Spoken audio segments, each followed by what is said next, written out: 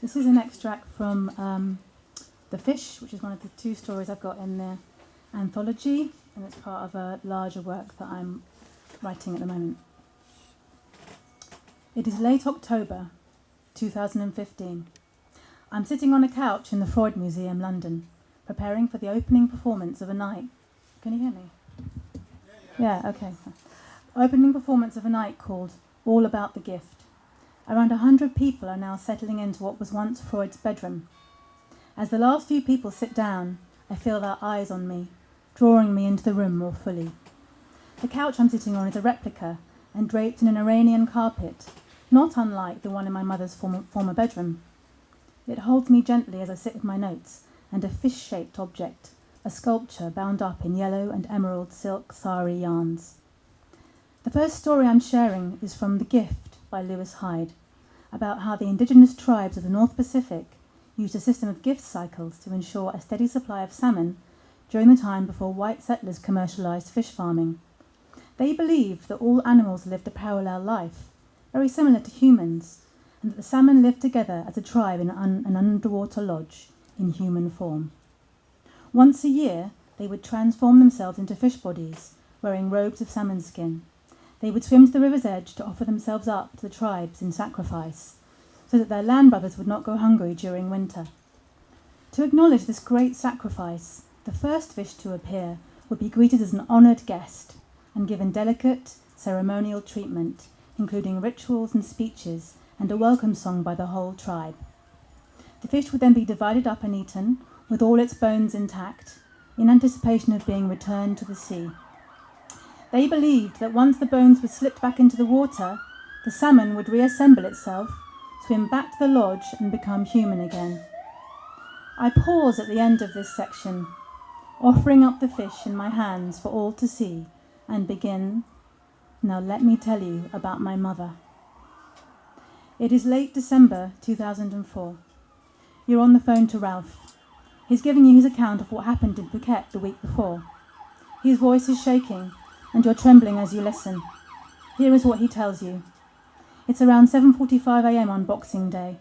A beautiful, clear morning, golden white sand, deep blue sea, and a completely clear sky. A picture postcard image.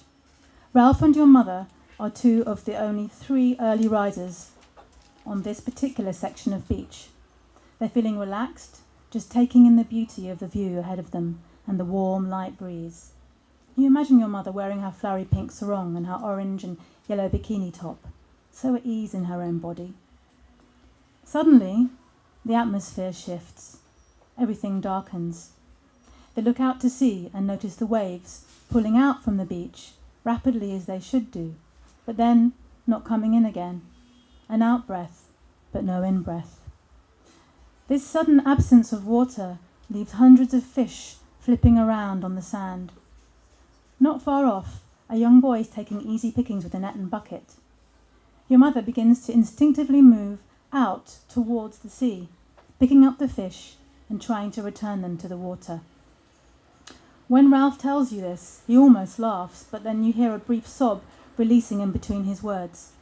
So typical of your mother, always to the rescue. As she tries to move, she steps barefoot onto a ray fish, gets stung, and cries out.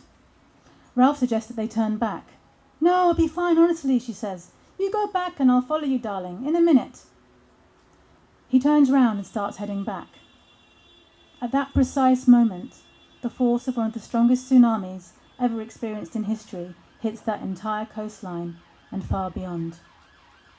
He remembers going underwater, quickly re-emerging, then grabbing onto a giant piece of wooden debris. A boy perched high up on a rooftop ahead shouts at him and points back to a second wave rushing in.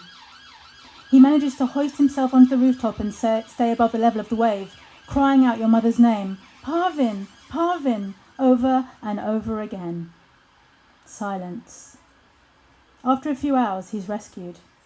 He pauses and tells you in a tender but definite tone, "No one, especially a weak swimmer like your mother, God bless her, could have survived that. I'm sorry, I know it's not what you want to hear." At this point, you just go quiet and you feel your eyes welling up with scorching, hot tears and a contracting sensation in your chest.